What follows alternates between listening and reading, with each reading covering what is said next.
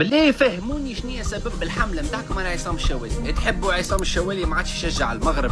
بالله شنو هي الغاية من الحملة، حملة التشويه اللي ضد عصام الشوالي من بعد تعليق الماتش نتاع المغرب وكندا؟ ما فهمتش البارح علاش متغشيين كيفاش عصام الشوالي يحكي على المغرب هكا. كيفاش تحبوا يحكي يا اخي كذب في حاجه.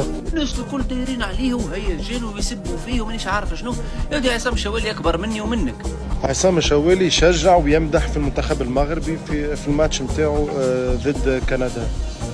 ايوه شنو الغريب في الحكايه؟ كلامي راه موجه لثلاث ولا اربع اعلاميين معروفين في الاعلام التونسي من ضمنهم عصام الشوالي اللي يفهمونا. عصام الشوالي خط أحمر، عصام الشوالي تونسي الأصل وتونسي الهوية. ليك تفهمونا يعني ما بكم؟ ما بكم؟ كاين؟ علاه هذا النبرة هذه نشوفوها. ويا كاتب التاريخ اليوم البسني القفطان المغربي، يا كاتب التاريخ اليوم اشرب الشاي المغربي. لا أنسى ما قلته يوما من الأيام، قد لا تكون في حياتي ولا حتى في حياة أحفادي أن يحقق منتخب عربي المونديال. حكيمي واحدة، حكيمة اثنين، حكيمة ثلاثة، أعطي فاول.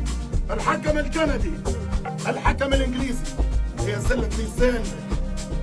ريتوا النبرة بتاع الصوت البارح والمشاعر والأحاسيس اللي خرجت من عنده كل صدق، احنا ما نخبيوش اللي في القلب على لساننا. ملا طاقة وملا حماس وملا تعليق من القلب يحكي، والله تحسه من القلب يحكي، اقسم بالله والله.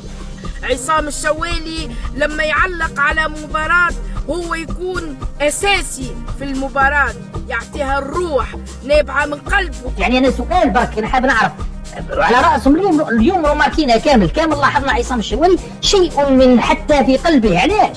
على خاطر في الماتش قال القفطان المغربي تاي مغربي، الزليز او الجليز المغربي. يعيشك في الاجواء انت على الطرح، ما هو طرح المغرب يحكي على المغرب، يعيشك في اجواء المغرب، هذيك هي المغرب. ايوه بوعدي المغرب تتقدم عن طريق حكيمي وناحي جول 1-0 الأسود. لما تسمع التعليق نتاعك في مباراة كندا والمغرب تقول سبحان الله، هل هو مغربي الأصل؟ المغرب فندت كل هذه المعطيات وفندت الأوهام وجعلتها واقع يا وناحي. 1 2 3 اضربني متعني نورني هنيني يا عربي هنيني. روحا وجسدا وعقلا. لاحظوا انتم حتى ورقة ما فماش ورقة قدامه لأنه الكلام طالع منه هو. فيفا تعلن أنه عصام الشوالي هو الأقرب أن يفوز كأفضل معلق عربي في تصفية كأس العالم 2026.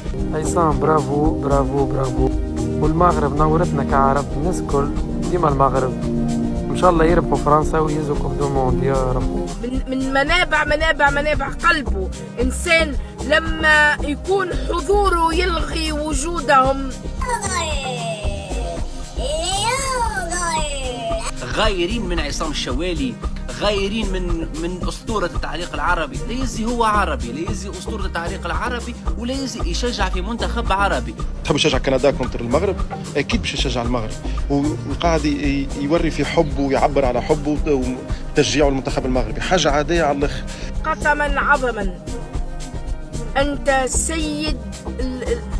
سيد بصراحه معلقين الكل. شوالي نغمته حاجة أخرى، روعة. مع كل احترامي لكل الجنسيات العربية، ويبقى الأصل أصل، والذي يريد التقليد تقليد. عصام الشوالي اللي تعملوا عليه في حملة، يا أخي لاباس في روسكم، لا عندوش حتى انتماءات لا سياسيه ولا انتماءات حتى شيء. الراجل عربي يشجع في منتخب عربي شافه قادر على فرنسا. شوالي مش بس ابداع، عصام الشوالي كسب فوق ال50 مليون مغربي يا جماعه. قال كلمه الحق، ولا اللي يقول كلمه الحق تو يولي انسان خايب وانسان به وعليه. شنية وين تحبوا توصلوا؟ عصام الشوالي ما عادش يشجع المنتخبات العربيه. عصام الشوالي هذه رساله لك، تقدر توصلك تقدر ما توصلكش، لكن انا غادي نقولها باننا والله نحن في المغرب نحبك كثيرا. صوت المغرب تكتب التاريخ، سفيان ومبروك إيجا يا مارتن. نحبك من زمان ونستمتع بالتعليق ديالك، لكن في مباراة البارحة أمام كندا ازداد هذا الحب، تغير هذا الشعور، ازداد هذا الحب كثيرا. كلامي راه موجه لثلاث ولا اربع اعلاميين معروفين في الاعلام التونسي، من ضمنهم عصام الشوالي اللي يفهمونا. هو قال كلمة وجعتك. فرنسا أخذت زيدان الحقيقي الذي يسجل، وأعطت الجزائر زيدان الذي يستقبل الأهداف.